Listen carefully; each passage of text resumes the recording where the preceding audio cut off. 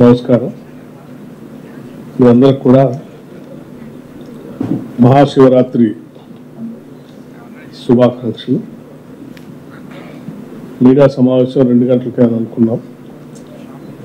రాష్ట్ర ప్రభుత్వం నుంచి ఒక ప్రత్యేకమైనటువంటి MOU చేసేటువంటి కార్యక్రమం జరుగుతూ ఉండింది. అది 2 గంటల లోపలనే అయిపోతుంది అనుకున్నాను. ఆ సమాచారం కూడా మీకు ఇవ్వాలనేటువంటి ఆలోచనతోనే అది అయిన వెంటనే మీ దగ్గరకు వచ్చాం. అన్నిదా భావించొద్దని చెప్పి మీ అందరికీ విజ్ఞప్తి చేస్తూ, ముందుగా రాష్ట్రానికి సంబంధించి విద్యుత్ సంబంధించిన సరఫరా రాష్ట్ర చరిత్రలో ఇప్పటివరకు ఇవ్వనంత పెద్ద ఎత్తున విద్యుత్తుని రాష్ట్ర ప్రజల అవసరాల కోసం అందించినందుకు సంతోషంగా మీ అందరితో ఆ వార్త పంచుకోవాలని ఆలోచనతోనే ఈరోజు ఇక్కడ కూర్చున్నాం. ఇప్పటివరకు ఎప్పుడు కూడా గతంలో ఉన్నటువంటి highest utilization of power consumption మించి పెద్ద ఎత్తున నిన్న అనగా 8/3/2024 15,623 megawatts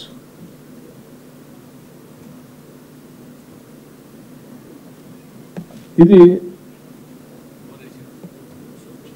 గతంలో 15,497 megawatts 33/2023 నాడు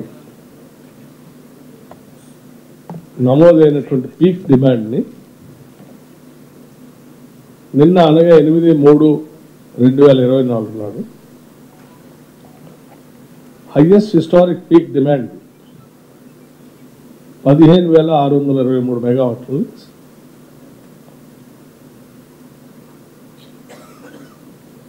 పెద్ద ఎత్తున రాష్ట్రానికి అందించామని సంతోషంగా మీ అందరి దృష్టికి తీసుకొస్తా ఉన్నాం. అట్లాగే పవర్ పొజిషన్ కాంగ్రెస్ ప్రభుత్వం అధికారంలో వచ్చిన దగ్గర నుంచి డిసెంబర్, జనవరి, ఫిబ్రవరి ఇప్పటి వరకు పవర్ సప్లైలో డైలీ రోజువారీ సమాచారం కూడా మీకు ఇవ్వదలుచుకున్నాము. ఈ సమాచారం గత సంవత్సరం కంటే ఎక్కువగా ఈ సంవత్సరం డిసెంబర్లో కానీ, జనవరిలో కానీ, ఫిబ్రవరిలో కానీ రాష్ట్ర ప్రజలకి అవసరాల కోసం సరఫరా చేశాం, ఎక్కువగా సరఫరా చేశాం. గత సంవత్సరం వాడకం కంటే కూడా ఎక్కువగా సరఫరా చేశామని చెప్పడానికి కూడా సంతోషిస్తూ ఉన్నాను. చాలామంది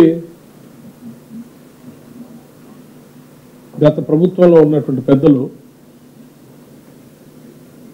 కాంగ్రెస్ కావాలా, కరెంటు కావాలా, కాంగ్రెస్ వస్తే కరెంట్ ఉండదు, నేను వస్తేనే నా దగ్గర నుంచే కరెంటు పుడుతుందని చెప్పినటువంటి వాళ్ళందరికీ ఈ వాస్తవాలు తెలియాలని వాళ్ళు చేసే తప్పుడు ప్రచారానికి, అంటే లేనిది ఉన్నట్టు ఉన్నది లేనట్టు భ్రమలు కల్పించి ఆ సోషల్ మీడియా ద్వారా కొంత తప్పుడు సమాచారాన్ని రాష్ట్ర ప్రజలకి మధుల్లో ఎక్కించాలని ప్రయత్నం చేస్తూ ఉన్నారు. ఫిగర్స్తో సహా, ఫ్యాక్చువల్ ఫిగర్స్తో సహా ఇది ప్రజలందరికీ తెలియచెప్పాలనే ఆలోచనతోనే మీ అందరూ పిలవటం జరిగింది. ఉదాహరణకి 2022 డిసెంబర్లో 200 మిలియన్ యూనిట్స్ వాడితే డిసెంబర్ 2023 అంటే కాంగ్రెస్ ప్రభుత్వం వచ్చిన తర్వాత 7.7 మిలియన్ యూనిట్స్ని సరఫరా చేశాం. As against 200 units, mega units, as against 200 mega units, million units, 207 0.07 million యూనిట్స్ని సరఫరా చేశాం. అలాగే జనవరి 2023 230.54 మిలియన్ యూనిట్స్ సరఫరా చేస్తే జనవరి 2024 243.12 మిలియన్ యూనిట్స్ని సరఫరా చేశాం. ఫిబ్రవరి 2023 263.38 263.38 మిలియన్ యూనిట్స్ సరఫరా జరిగితే ఫిబ్రవరి 2024లో 272.85 మిలియన్ యూనిట్స్ సరఫరా చేశాం. మార్చ్ 2023 289.78 మిలియన్ యూనిట్స్ ఉంటే మార్చ్ 2024 295.21 మిలియన్ యూనిట్స్ని సరఫరా చేశాం. సో దీన్ని బట్టి గత సంవత్సరం కంటే కూడా ఎక్కువగా గత ప్రభుత్వంలో సరఫరా చేసిన పవర్ కంటే కూడా ఎక్కువగా ఈ ప్రభుత్వం డిసెంబర్ నుంచి ఎక్కువగా సరఫరా చేసిందనేది అంకెలు సంఖ్యలతో సహా రాష్ట్ర ప్రజలకి మీ ద్వారా తెలియజేస్తూ ఉన్నాం.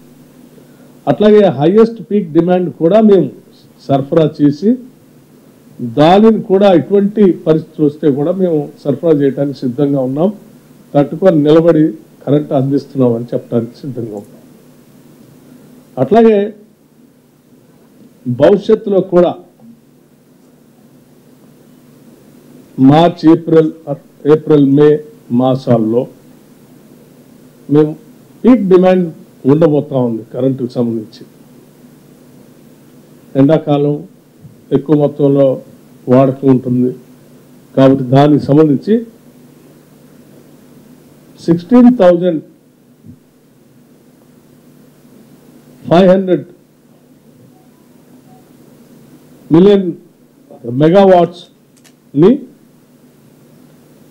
ఏర్పాటు చేసుకోవటానికి కావలసినటువంటి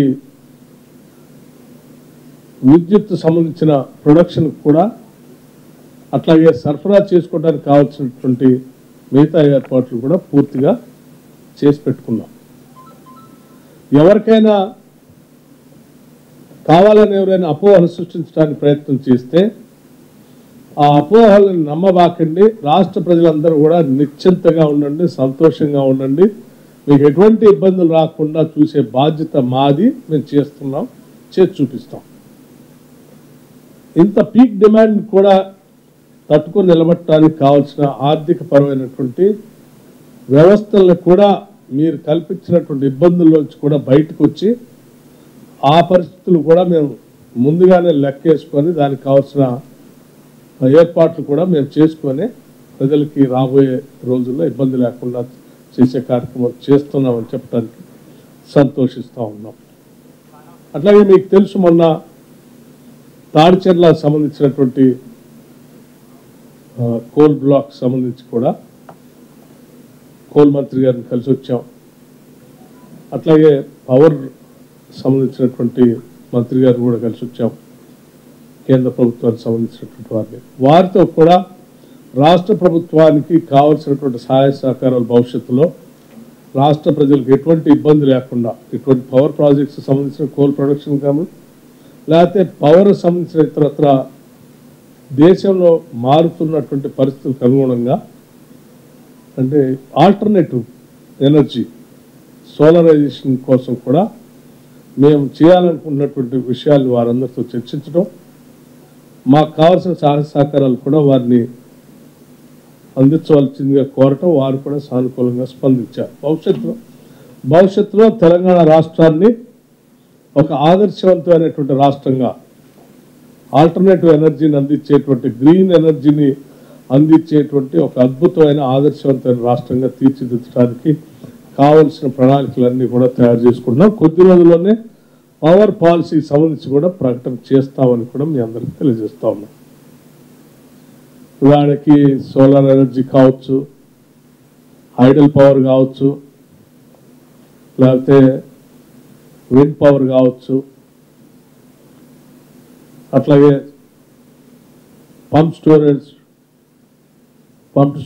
పవర్ ప్రాజెక్ట్స్ కావచ్చు, లేకపోతే సింగరేణి కాలనీస్లో మేము ఆల్రెడీ ఉపయోగించినటువంటి ప్రాంతాలని నిరుపయోగంగా ఉంచకుండా అక్కడ ఏర్పాటు చేసేటువంటి సోలార్ ప్రాజెక్టులు కావచ్చు, లేకపోతే ఆల్రెడీ తవ్వి ఉంచినటువంటి ఓబీ కాస్టుల్లో చెరువుల్లాగా తయారైనటువంటి ప్రాంతాలను వాడుకోవటం కోసం పంప్ స్టోరేజ్ పవర్ ప్రాజెక్ట్స్ని వాడుకోవటం కోసం చేసుకునేటువంటి ప్రణాళికలు కావచ్చు, రాష్ట్రంలో ఉన్నటువంటి మీడియం మైనర్ ఇరిగేషన్ సంబంధించినటువంటి ప్రాంతాల్లో కూడా పెద్ద ఎత్తున ఆల్టర్నేటివ్ పవర్ని అందుబాటులో తీసుకొని రావడం కోసం కొన్ని కార్యక్రమాలని రూపకల్పన చేస్తూ ఉన్నాం.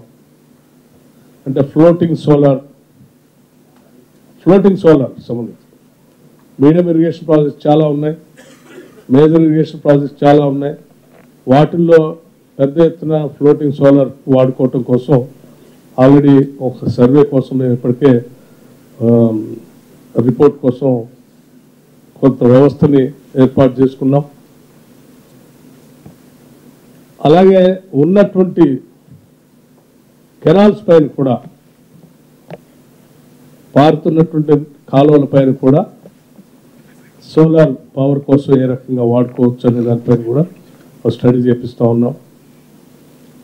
కాలువల పక్కన ఉన్నటువంటి బండ్స్ను కూడా సోలార్ పవర్ కోసం ఏ రకంగా వాడుకోవాలో కూడా మేము ఒక ప్రణాళిక తయారు చేస్తూ ఉన్నాం.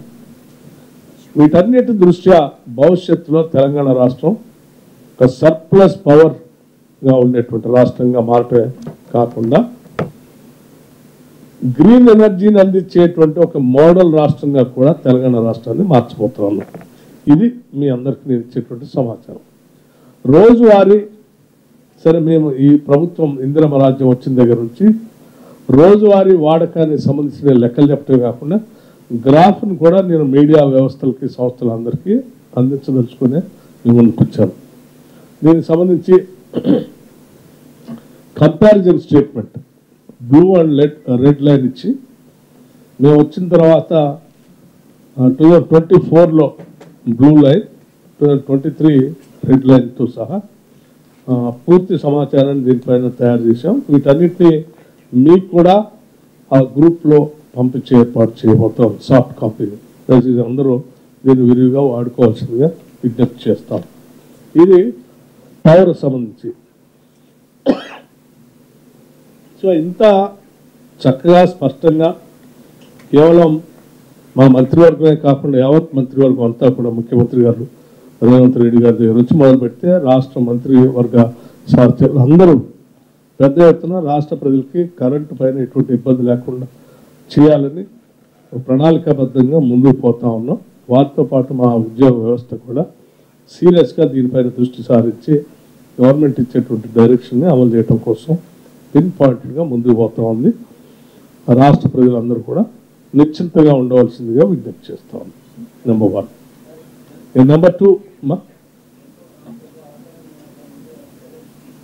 ఏ నియామకాల గురించి నేను మళ్ళీ వస్తాను. I tell you. ముందుగా మనం పవర్ సరఫరా అనేది ప్రధానమైనటువంటి అంశం కాబట్టి ప్రజలకి అది ఇబ్బంది లేకుండా మీకు ఇచ్చేటువంటి సమాచారం వచ్చారు. దీంతో పాటు ఇంకా మిగతావి కూడా ఉన్నాయి కొన్ని, అవి కూడా అన్నీ అయిపోయిన తర్వాత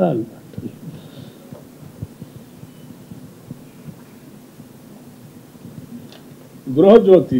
సరే, మేము విద్యుత్ సరఫరా చేస్తున్నాం. సరఫరాతో పాటు 200 యూనిట్లు సంబంధించి రాష్ట్రంలో మేము ఇచ్చినటువంటి వాగ్దానం మేరకు గ్యారంటీ సంబంధించి 200 యూనిట్ వరకు 200 యూనిట్ల లోపల ఉన్నటువంటి వాళ్ళందరికీ ఉచితంగా కరెంట్ ఇస్తామని చెప్పాం. దీన్ని మీ అందరూ తెలిసి మీ అందరి సమక్షంలో ఇక్కడ నుంచే లాంచ్ చేశాం 27వ తారీఖు. ఈరోజు రాష్ట్ర వ్యాప్తంగా పెద్ద ఎత్తున ప్రజలంతా కూడా దీన్ని అద్భుతంగా వాడుకుంటున్నారు. కొంతమంది అక్కడక్కడ ప్రచారం చేస్తూ ఉన్నారు కావాలని, ఏమని అందరికీ రావట్లేదు, కొద్దిమందికే వస్తూ ఉంది, కొద్దిమంది బిల్లులు వస్తూ ఉన్నాయి, కొద్దిమంది రావట్లేదు, మీరు అందరికీ ఇవ్వట్లేదు, 200 యూనిట్ల వరకు ఇస్తా అన్నారు కదా, మీరు అందరికి ఇవ్వాల్సిందే ఇచ్చి చూపించండి. నేను వాళ్ళందరికీ ఒకటే సమాధానం చెప్తా ఉన్నాను, మీ ద్వారా రాష్ట్ర ప్రజలకు కూడా చెప్తాను. చాలా స్పష్టంగా ఆ రోజు లాంచ్ చేసే రోజు చెప్పాను, మళ్ళొకసారి చెప్తా ఉన్నాను. 200 యూనిట్ల వరకు వాడుకునేటువంటి ప్రజలందరికీ ఉపయోగం ఉన్నటువంటి వాళ్ళందరికీ కూడా ఉచితంగా, అంటే 0 బిల్లు ఇస్తున్నాం. 200 యూనిట్ల వరకు 0 బిల్లే ఇస్తా ఉన్నాం. సరే, కొంతమందికి బిల్లు వస్తుంది అని అంటే 200 యూనిట్ల వరకు వాడుకునేటువంటి వాళ్ళందరికీ నేను మరొకసారి విజ్ఞప్తి చేస్తూ ఉన్నాను. మీరు ఉచిత కరెంటు కావాలని చెప్పి మేము అనౌన్స్ చేసినటువంటి గ్యారంటీ సంబంధించిన అంశాన్ని ప్రజాపాలనలో అప్లికేషన్లు మేము ఆహ్వానించాం. ప్రజాపాలనలో మీరు ఇచ్చినటువంటి అప్లికేషన్లో మీరు పొందుపరిచినటువంటి సమాచారంలో ఏదైనా రేషన్ కార్డు సంబంధించిన సమాచారం అయినా తప్పు ఉండాలి, లేకపోతే సర్వీస్ కనెక్షన్ సంబంధించినటువంటి నెంబర్ అయినా తప్పు ఉండాలి. ఈ రెండు మీరు పెట్టినటువంటి అప్లికేషన్లో సక్రమంగా ఉన్నటువంటి వాళ్ళందరికీ యాజ్ ఇట్ ఈస్గా లిస్టులో ఎంటర్ అయిపోయారు, వాళ్ళకి 0 బిల్లే వస్తూ ఉంది.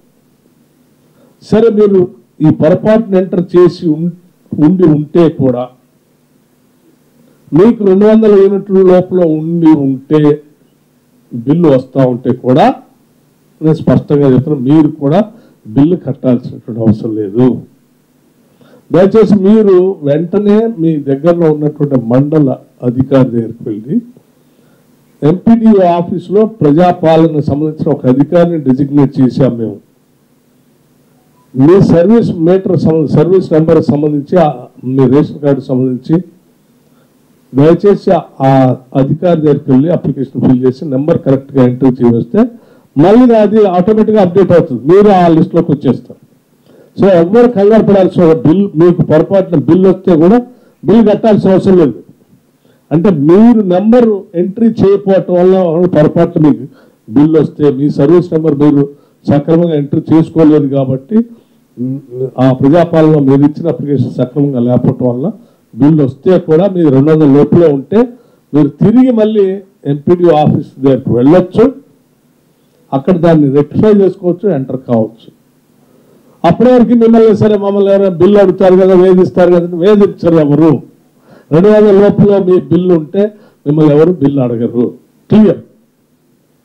అలా అని చెప్పి మీరు అట్లా బిల్లు పెట్టుకుని ఉండవాలి. దయచేసి ఆ సెంటర్కి వెళ్ళండి, దాన్ని ఎంట్రీ చేయించుకోండి, ఆటోమేటిక్గా ఆ లిస్టులో ఎంటర్ అవుతారు.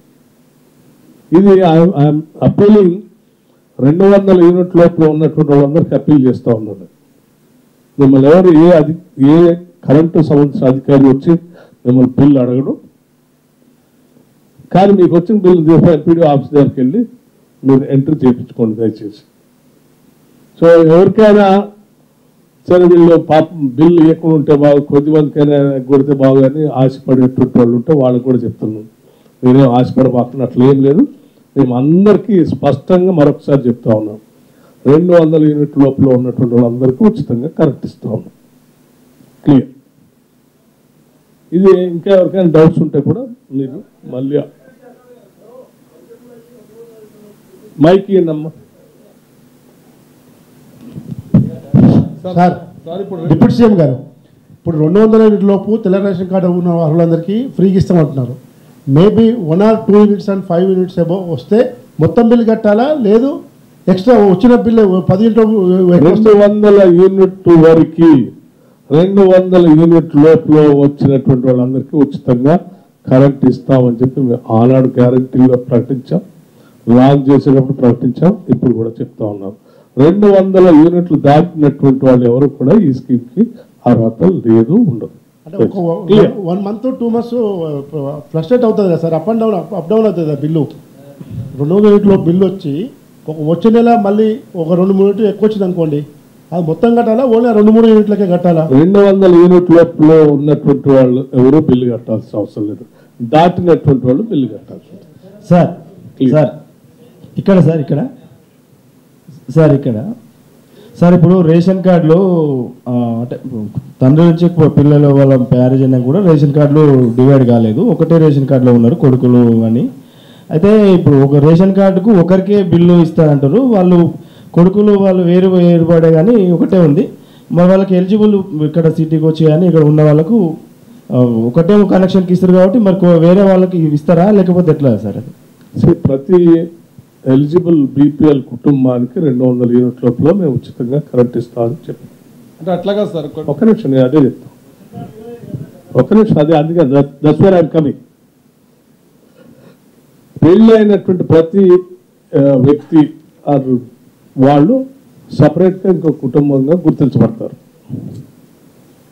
ఆ పెళ్ళైనటువంటి పిల్లలు వాళ్ళు రేషన్ కార్డు కోసం అప్లై చేసుకొని రేషన్ కార్డు తీసుకోవాలి. లేకపోతే అప్పటి వరకు వాళ్ళు ఏమవుతారంటే ఆ పాత రేషన్ కార్డులో ఒక కుటుంబం, ఫ్యామిలీ ఆ యూనిట్లో వాళ్ళు ఉంటారు. సపరేట్ యూనిట్ ఎస్టాబ్లిష్ కావాలంటే వాళ్ళు రేషన్ కార్డు తీసుకోవాలి. దురదృష్టం, గతంలో పరిపాలన చేసిన టీఆర్ఎస్ ప్రభుత్వం ఎవరికి రేషన్ కార్డు లేవు కొత్త వాళ్ళకి. దానివల్ల ఇప్పుడు మన రాములు గారు చెప్పే కొద్దిమంది కొత్త పెళ్ళైనటువంటి వాళ్ళు దీంట్లో బ్రాకెట్లో రావట్లేదు కదా, వాళ్ళ సంగతి ఏంటంటే మేము వాళ్ళ గురించి కూడా ఆలోచన చేసాం. కొద్ది రోజుల్లో కొత్తగా పెళ్ళైనటువంటి వాళ్ళందరూ రేషన్ కార్డుల కోసం అప్లై చేసుకునేటువంటి డేట్ని వాటిని మేము మొత్తం ఒక ఎక్సర్సైజ్ చేస్తూ ఉన్నాం. రాష్ట్ర ప్రభుత్వం ఆ డేట్ కూడా అనౌన్స్ చేయటమే కాకుండా దట్ విల్ బి కంటిన్యూస్ ప్రాసెస్గా కూడా ఉంచదలుచుకున్నాం. దాన్ని ఎవరు ఎప్పుడు పెళ్లిళ్ళు చేసుకున్నా వెంటనే వాళ్ళు రేషన్ కార్డు కోసం అప్లై చేసుకొని మిగతా బెనిఫిట్స్ కోసం కూడా అప్లై చేసుకోవచ్చు. సార్ ఈ రోజు దాకా గృహజ్యోతి కింద ఎంతమందికి 0 బిల్లులు ఇచ్చారు? ఎలిజిబిలిటీ ఉన్నటువంటి వాళ్ళందరికీ ఇచ్చాం. మీకు లెక్క కూడా నేను మళ్ళీ చెప్తా ఉన్నాను, ఎందుకని మనిషి మీరు చూస్తూ ఉన్నాను కాబట్టి. ఈరోజు వరకు 40,33,702 మందికి గృహజ్యోతి కింద 0 బిల్లు వచ్చింది. అమౌంట్ నేను స్పష్టంగా తీసుకొని రాలేదు, బట్ ఎంతమంది బెనిఫిట్ అయ్యారనేది ప్రవర్తించాను. Amount will give information. అమ్మా ప్లీజ్. సార్ ఇప్పుడు రేషన్ కార్డులు అంతా civil supplies department data online, ration supply అంతా ఆన్లైన్ ఉంది, కరెంటు కనెక్షన్లు అంతా ఆన్లైన్ ఉంది. ఈ రెండు మెర్జ్ చేసి ఎవ్రీ రేషన్ కార్డు హోల్డర్ ఆటోమేటిక్గా ఆన్లైన్లో డాటా మీ దగ్గర ఉన్నప్పుడు మీరు ఆ రెండు మెర్జ్ చేసి ఆ రేషన్ కార్డు ఆటోమేటిక్ ఫ్రీ కోటాలోకి తీసుకురావచ్చు. అంటే ప్రజలు వచ్చి అప్లై చేయాలంటే ఇప్పుడు మారుమూల పల్లెటూరులో ఉంటారు, వాళ్ళు తెలియకపోవచ్చు, పేద కుటుంబాలు ఉంటాయి, వాళ్ళు మీ రేషన్ కార్డు డాటా మీ దగ్గర ఆన్లైన్లో ఉన్నప్పుడు, కరెంట్ కనెక్షన్ ఆన్లైన్లో డాటా ఉన్నప్పుడు ఈ రెండు మెర్జ్ చేసి ఆ రేషన్ కార్డు హోల్డర్కి ఆటోమేటిక్గా మీరు